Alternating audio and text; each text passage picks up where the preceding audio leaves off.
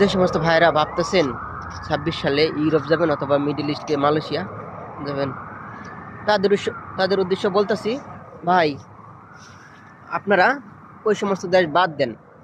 Europe করে জীবন রে নষ্ট করার দরকার নাই, টাকা পয়সা নষ্ট করার দরকার নাই, সময় নষ্ট করার দরকার নাই। কাজাখস্তান আসেন, মোটামুটি ইউরোপের মতো ফিল পাবেন, রাশিয়ার মতো ফিল পাবেন। টাকাও রাশিয়ার সমান ইনকাম করা যায়। রাশিয়াতে যে বেতন কাজাখস্তানে সেম বেতন।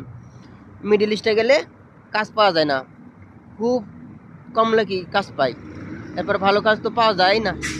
মালয়েশিয়া গেলেও কাজ পাওয়া যায় না, পুলিশের কত ঝামেলা।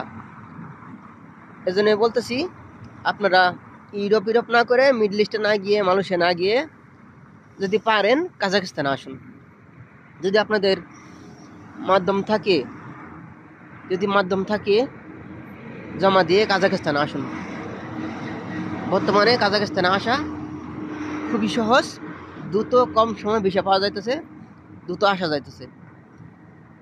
কাজাখস্তান দেশটা খুবই ভালো, এটা আমি বলে বুঝাতে পারবো না। এত বড় একটা দেশের সম্পর্কে আমি মুখে বলে আপনাদেরকে বুঝাতে পারবো না।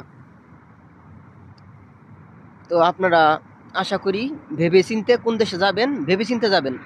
ইউরোপ যাবেন নাকি মিডল ইস্টে নাকি মালয়েশিয়া, আমি মনে করি অবশ্যই কাজাখস্তানে আসা উচিত। কাজাখস্তান দেশ খুবই ভালো একটা দেশ। এদেশে প্রচুর পরিমাণে কাজ আছে। আমাদের বাঙালিদের উদ্দেশ্যই তো এসে টাকা ইনকাম করা, ভালো একটা পরিবেশে থাকা।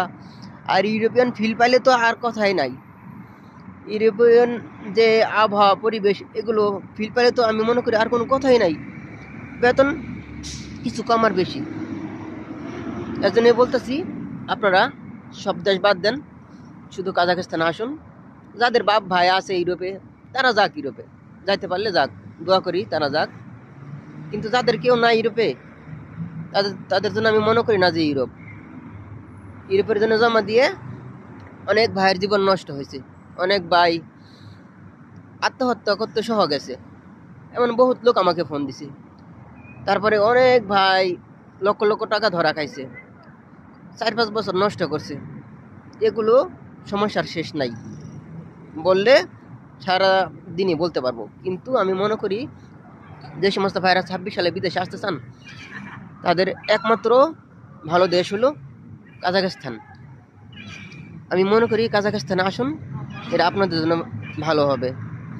প্রথম একটু কষ্ট হবে, একটা দেশে প্রথম আসলেই সব কিছু মন মতো হয় না, নিজেরা মানায় নেওয়া যায় না। যে দেশে যান না